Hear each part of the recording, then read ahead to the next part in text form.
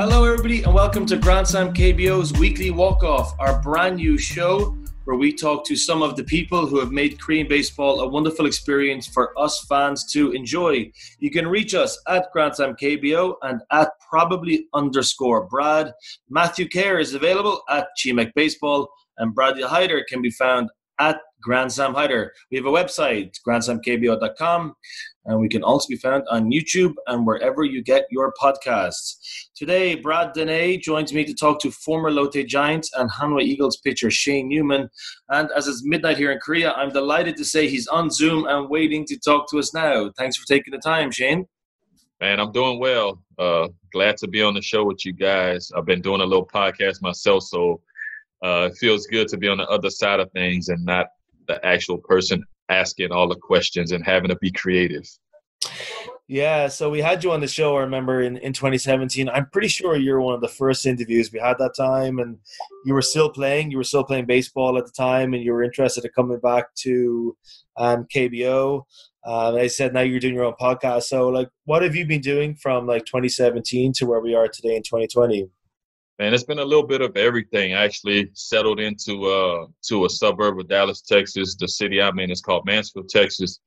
Actually came here, started doing some work with the Urban Youth Academy that the Texas Rangers have here in East Dallas.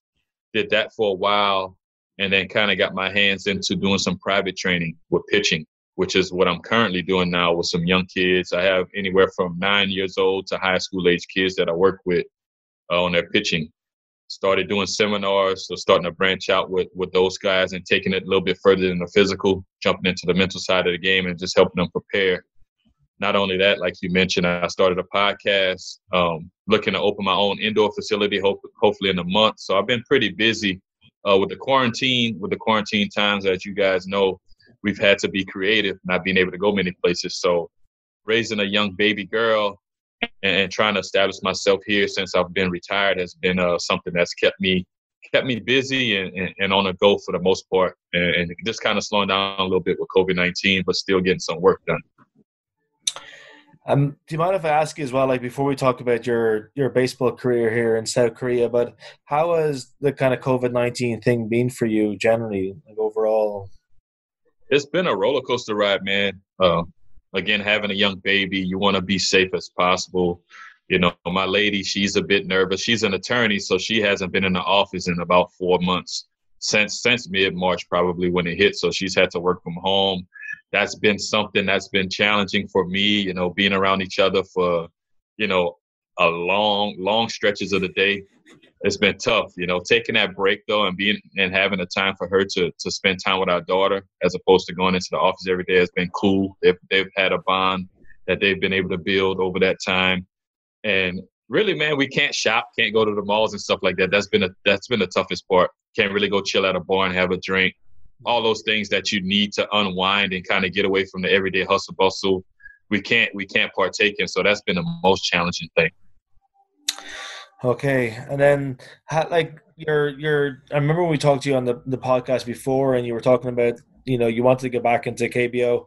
How did the Shane Youman baseball career, as in terms of a professional player, end? When did you decide okay, it's kind of time to hang up my glove now? Really, after not getting any attention from KBO teams, not sure why. I've never been in trouble or done anything wrong. The only thing I've ever done was probably speak my mind on certain things that I felt not only me but other foreign players are being mistreated on. Other than that, I still played a little bit in 2017, and I worked out for some teams, major league teams here, late 2017, I believe November. Didn't get any calls back aside from, hey man, we like what we saw, but there was no room for you.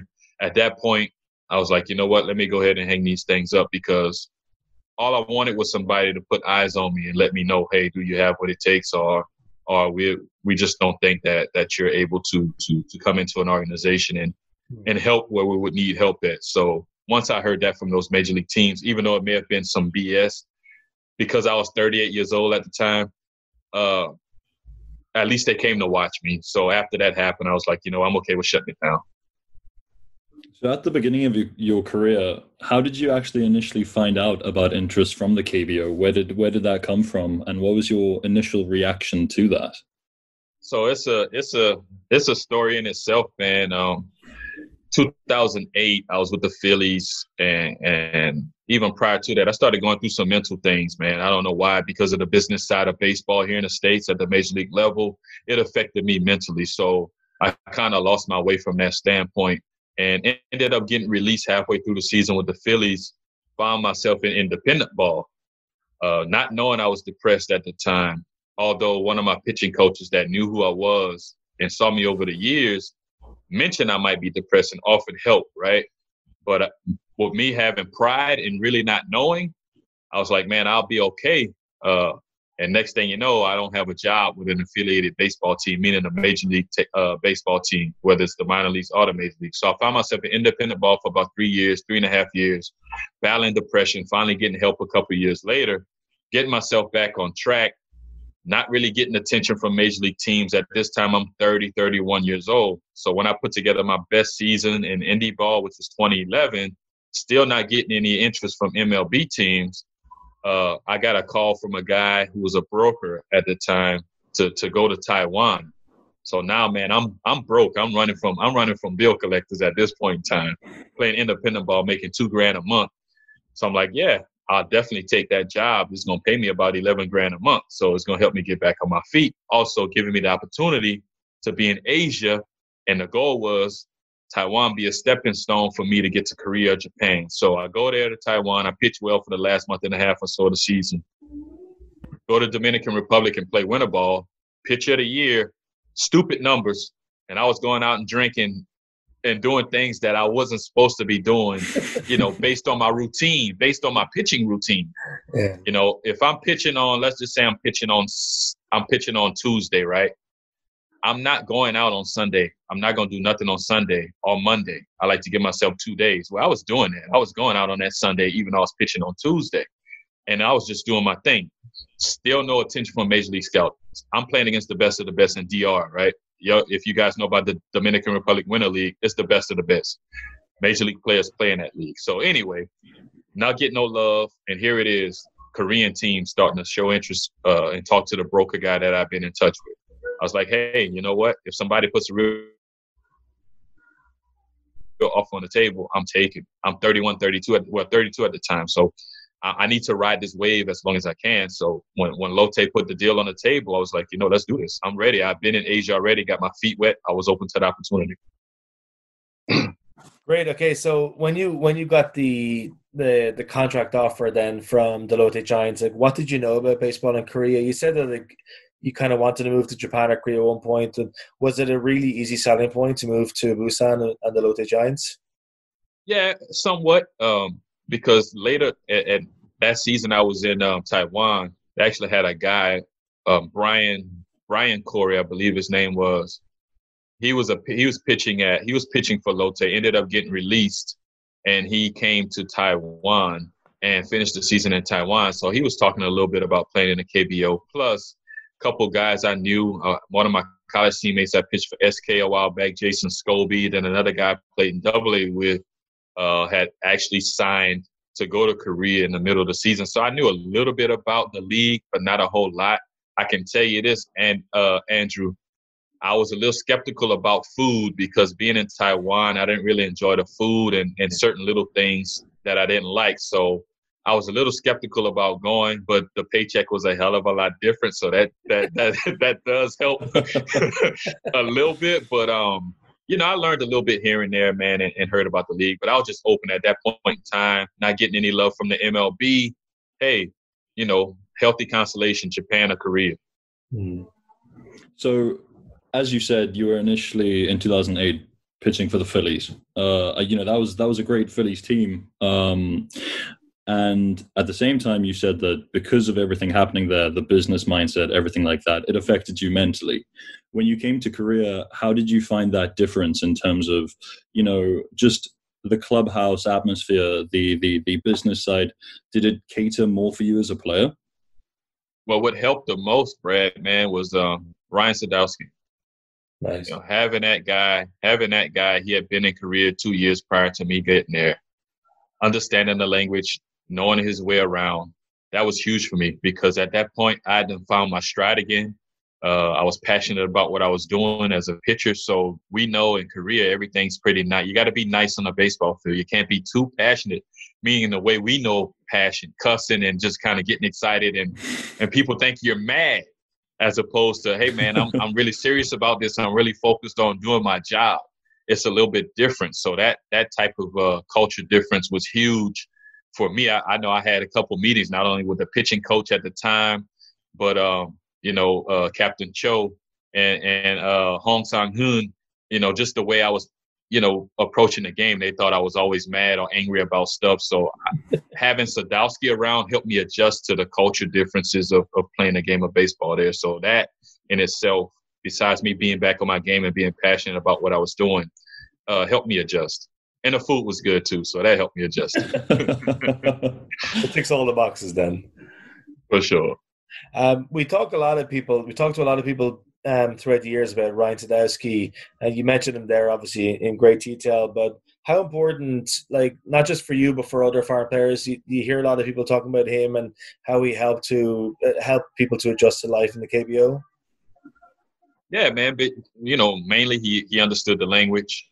He had established relationships with a lot of people in the country, whether it be military personnel or just, folks like you guys that he may meet out at a bar or just out and about, that he's been able to build, to start relationships with and help learn the lay of the land, should I say, which is great, man. And just being able to tell a taxi driver how to get back to my apartment, or from my apartment to Judistewai and Busan or some other places around the country, whether depending on where we're playing it. So for him to kind of give you those little gems, those little tidbits about what you need in order to survive, you don't have to always lean on your translator. Why? Because your translator got 10 jobs he got to do besides help you out.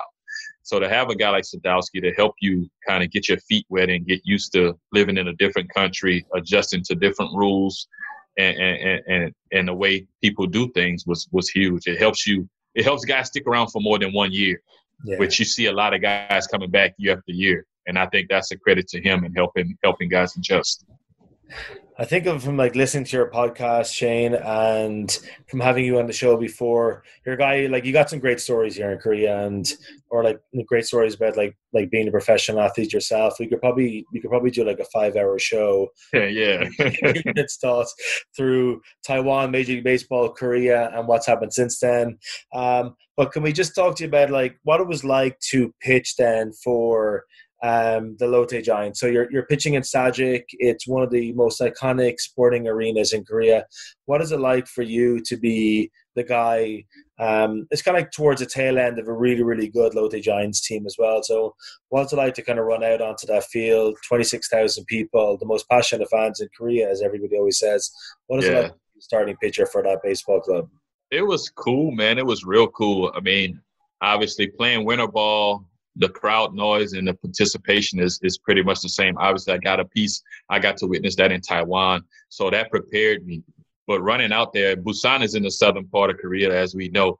I'm from the southern part of the United States, Louisiana to be exact, and South Louisiana. So the people having their own lingo, the way they treat you, all of those things reminded me of being back home in Louisiana. So for me, once I adjusted to certain things culturally and having Ryan Sadowsky with me, I dove right in. It was like I was at home. The only difference was we spoke different languages. So to feel like I was in South Louisiana again, and to know that these fans were real passionate and they were real adamant about certain things, I had fun with that. I enjoyed that, man. I love being in Busan. I love walking out the streets and doing things and just kind of diving in with the fans and being part of them.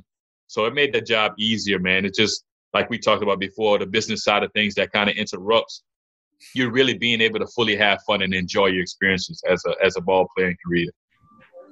So as was mentioned there, you were a part of a really successful Phillies team. I mean, arguably the most successful Phillies team there was. Then you came into a successful Lotte team. So you had both of these fan bases, watching good baseball and having things to cheer about. How did you find the difference between those two teams, like fan base? How did that leave a mark on you? Well, the only thing would be is if in Philly, if you're screwing up, the fans will let you know. And I'm sure the fans in Busan will let you know if you're screwing up. The only difference is I don't understand what they're saying. so that in itself, and the fact that you can, as a fan in Korea, you can really reach out and touch the players. In the States, you have certain security and certain restrictions to where the fans, unless they run into you out somewhere, they can't really reach out and touch you. So that made things feel, I guess it made it feel like you were playing Little League baseball again, in the sense of how close you were to the fans and how much access they had to you, or even college baseball, which I did play for 4 years at LSU. It made you feel like that. I guess like a kid again, man, to have fun playing the game and feel like you're not just part of a team, but part of a community.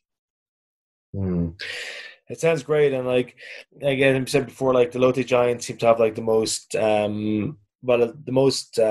well-recognized fan base here in Korea. So like in terms of like Sajik Baseball Stadium itself, because I've been there as a fan before, but I've no idea what it's like to stand on that mound, and what that's like you've pitched, and Kang Min-ho has been your catcher, and you played against the best players that Korean baseball had to offer the time that you were over here. So if you strike a guy out to finish off an inning, it's a tight game, like what is that scene like for you when you're walking back towards the dugout? Do you want to run back to your seat, or do you want to walk really slowly and just take all that in?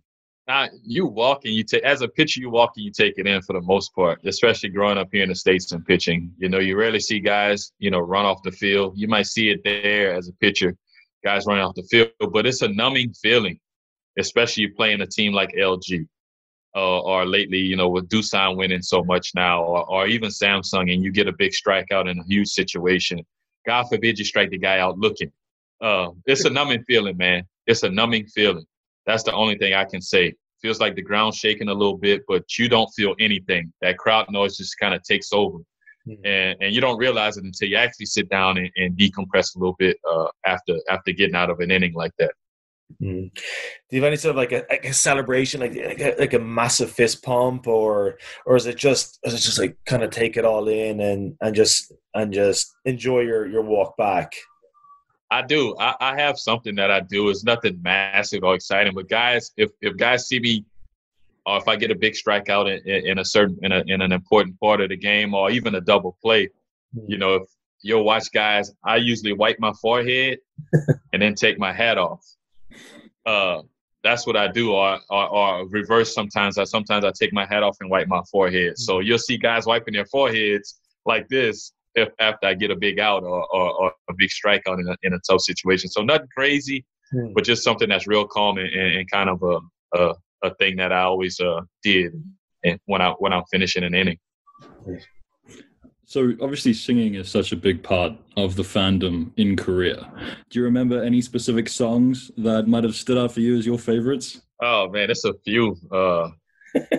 It's a few. I can't sing them, but I like when for me, I like when the guys try to pick off at first base or any base, and everybody starts yelling "Ma, Ma!" Like, hey, what you doing? Yeah. Or they'll play something before that, and they'll just be yelling "Ma" at the guy, and then "Saraine" when they say that stuff. That's some Busan Satori, "Saraine." I love that, and then the Lotte Giant song, the Lotte Jaeyochi. Oh, that little thing. They made me sing that a couple times, so nice. I remember that. And then obviously the orange paper, the orange plastic bags. Yeah. That's classic. Yeah.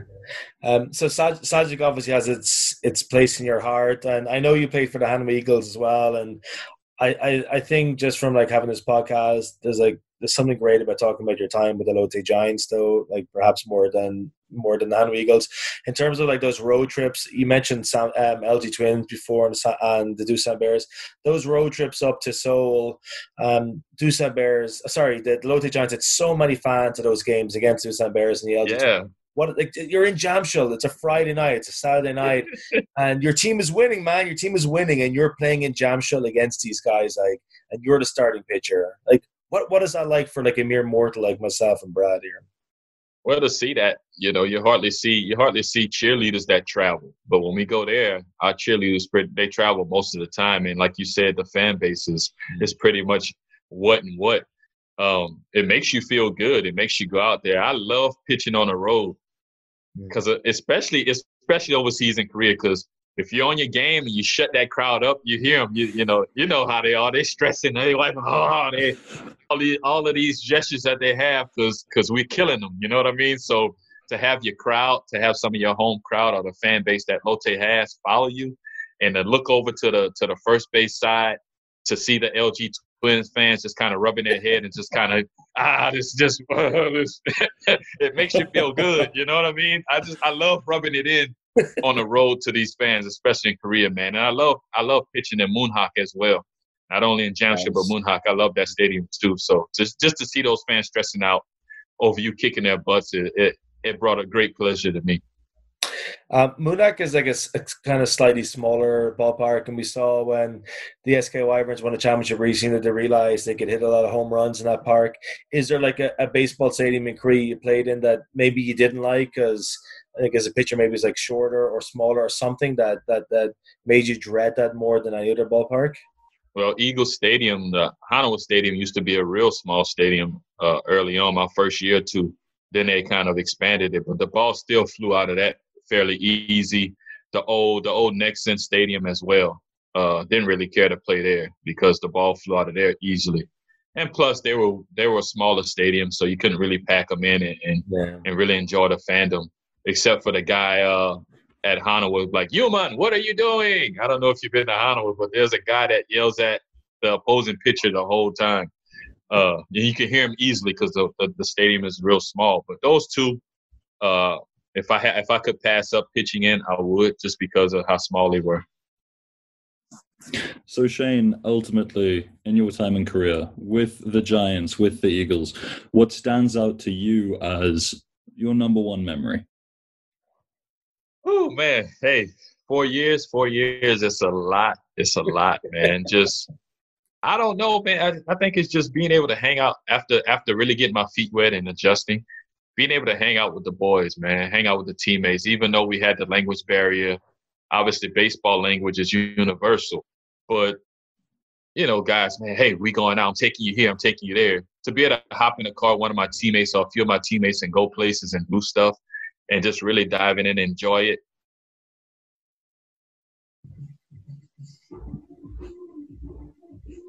Just stupid great. Whether it's foreigners or the Korean fans, the fans were great. I love that experience, but more than anything, just being able to hang with the boys, bro. Just go and do stuff like that you might not, I probably wouldn't have done 5-10 years ago. I'm like, no, I'm not going there, bro. I'm not going.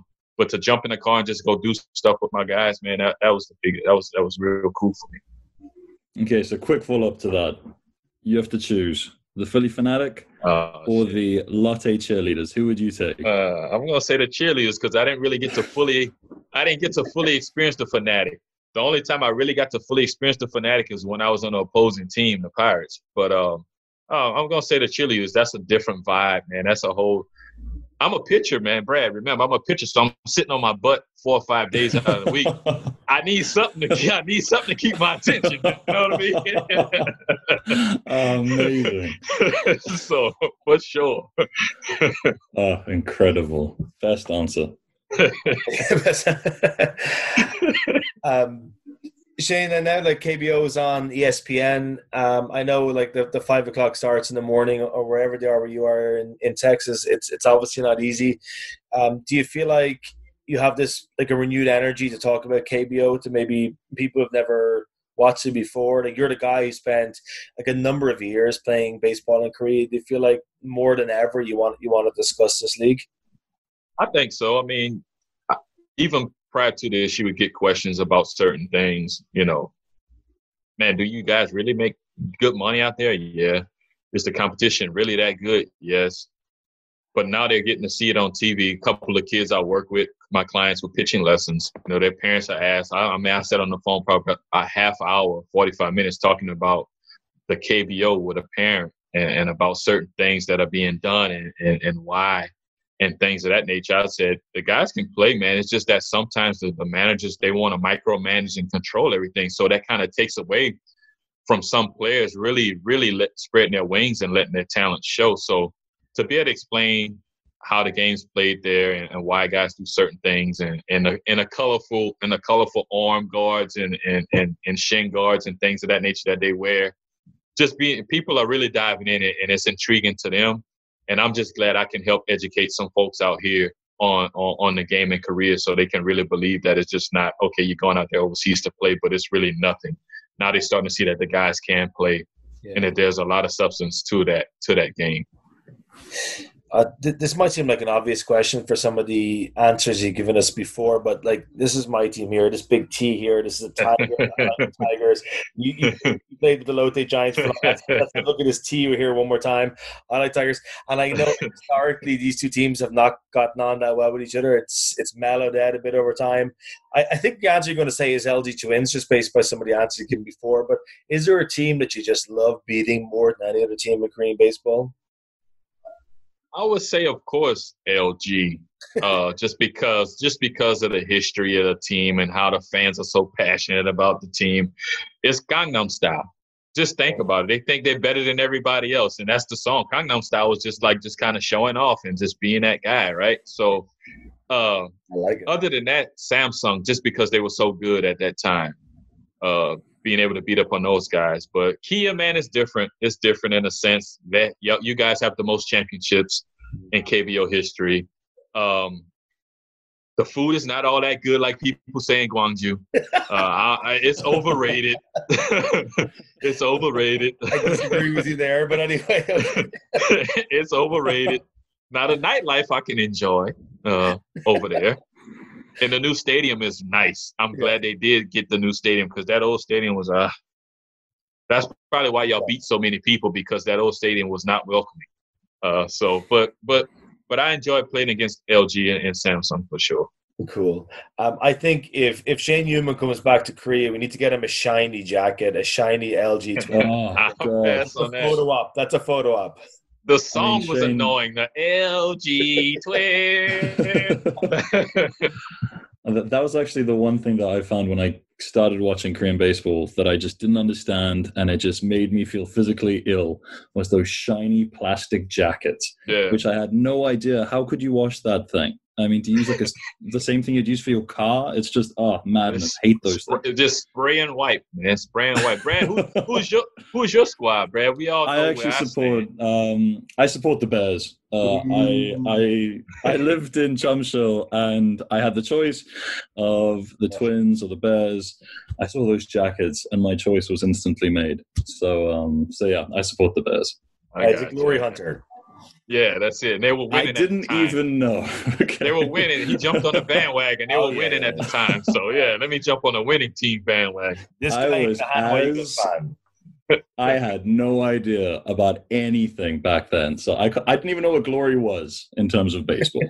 Right. I didn't know why a strike was a K. I mean, so definitely not glory hunting. In Korean is exactly, just laughing. Shane, are you a fan of Chimek when you were over here? Oh, of course, man. When you mentioned chicken and beer and all of that stuff, of course, man. Chiso mek. Oh. If you want to add a little bit to it, but of course, like I said, just being able to hang out with the fellas and them take me to the hole in the wall restaurants that I might not think of, that might be in the 7th floor of the basement in Korea, because we know everything goes from the ground up. But yeah, man, just being around the guys and being able to experience that stuff, I love it. Oh, I love it. Love it. Definitely love it. It's almost a pity we don't have a guy like Shane Youman playing in this league. I don't know what some of the other pitchers are like or some of the other field players are like, but man, it'd be nice if you could step back in time and we see this guy pitching against the LG Twins and he sees those shiny jackets in Jamshul and he gets super angry and he strikes out that last guy. But the top of the seventh, you guys are winning in Jamshul. Bringing does the signature sweat cap off. Wipe it off, and I think one of my a big strikeout in Jamshul that I had was against LG. I forget who the guy was. Pretty good hitter. He was a catcher. I think he wore number 20, and he actually may be playing. I don't know where he's playing now. He might be playing for SK. But anyways, I struck him out with a changeup, and I got real excited. My gum, I don't know if you watched, my gum flew out of my mouth. Fortunately, that was my last inning because I didn't have gum, and I would have been done. They'd have probably came back the next inning and took the lead or something like that because I'm real superstitious. So I need to have a certain type of gum that I chew. And if I keep that gum for the whole time I'm in the game, I'll store it right here. I store it right here between innings. I don't chew it between innings. So that gum flew out of my mouth, and I'm thinking to myself, oh, I'm screwed. But fortunately, that was my last inning. But, just something like that. And he actually threw his bat when he swung at the changeup. So that was kind of crazy, too. I feel like we're definitely going to have to find out about your other superstitions the next time you're on the podcast. For sure. I'll definitely share that with y'all, man. No problem at all. Can't wait. Yeah, this is like interviewing a guy like Shane Youman. You got so many great stories. It's so fun listening to you talking about your time here in Korea. What about your podcast? So you have your own thing going on right now. I've listened to some of them. They're great. Like you got so much energy, so much buzz talking to some of your guests. Is this something you really like to do? I do, man. It's been 2 years in the making.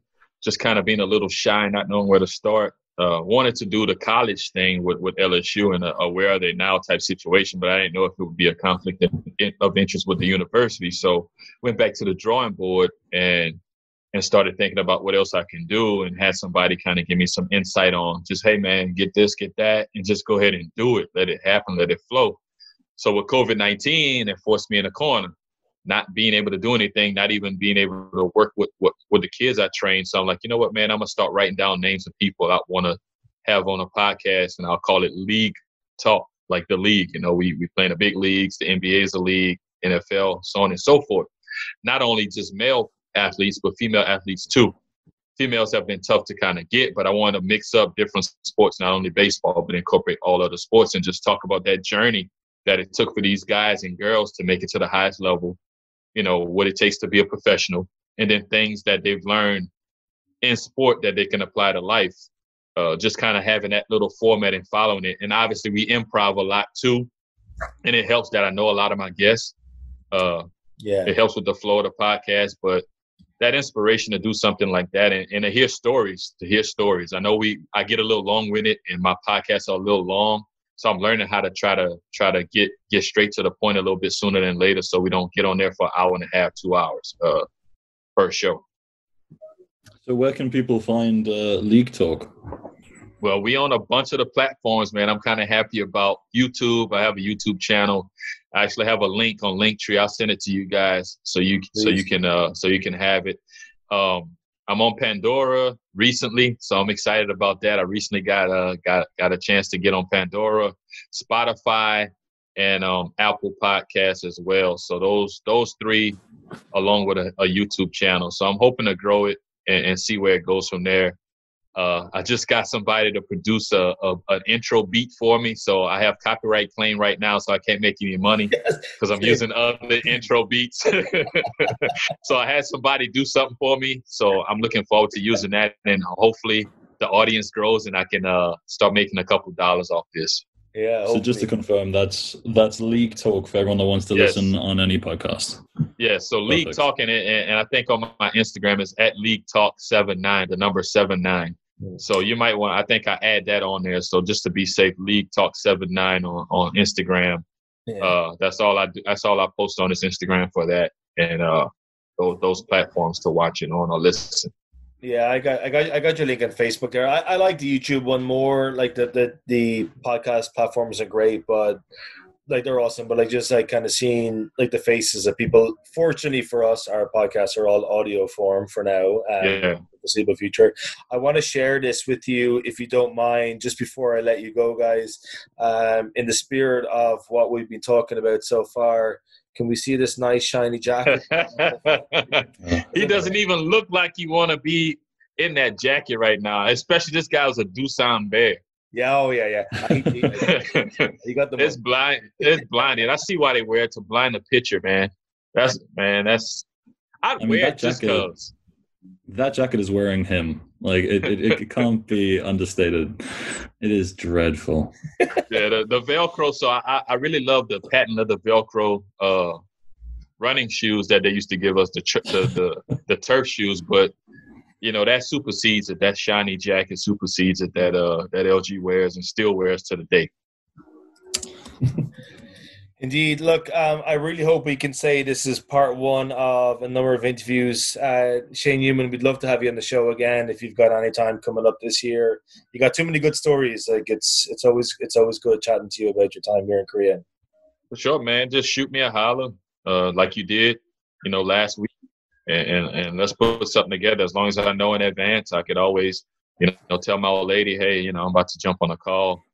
And by then, probably my daughter will be walking. She started taking steps already. So, maybe she'll join us one of these days. Who knows? But I'm definitely open to that. And we can get Brad out of being a bandwagon fan. Oh, it's awful. The guy's going to be an NC Dinos fan next season, I think. So whoever wins the championship this year, right? Wait, who is that? Please tell me so I can pre-order the celebratory shirt. The NC Dinos. Get a nice Eric Thames uniform ready for. Yeah, there you go. Throwback. Shane Youman, again, thank you so much for your time. You've given us a lot of your time here. It's early Saturday morning for you where you are. So again, many, many thanks. Appreciate y'all. Kamsahamnida. Oh, no. Thanks so much, Shane. I really enjoyed that. Again, thank you to Shane Youman for giving us so much of his time on an early Saturday morning for him. With ESPN taking on the KBO this season, I am shocked that Youman hasn't gotten a phone call yet. I think he'd be the perfect guest to come on and talk about his time here in Korea. So hopefully word gets out there. I'm pretty sure Youman would definitely like to do it. I think he'd just be the perfect guest to join an ESPN telecast. So again, thanks to Shane and thanks to Brad for the time. We'll post the links to Shane's podcast in the description below. But for now, thanks for listening, everybody, and have a nice day. Goodbye.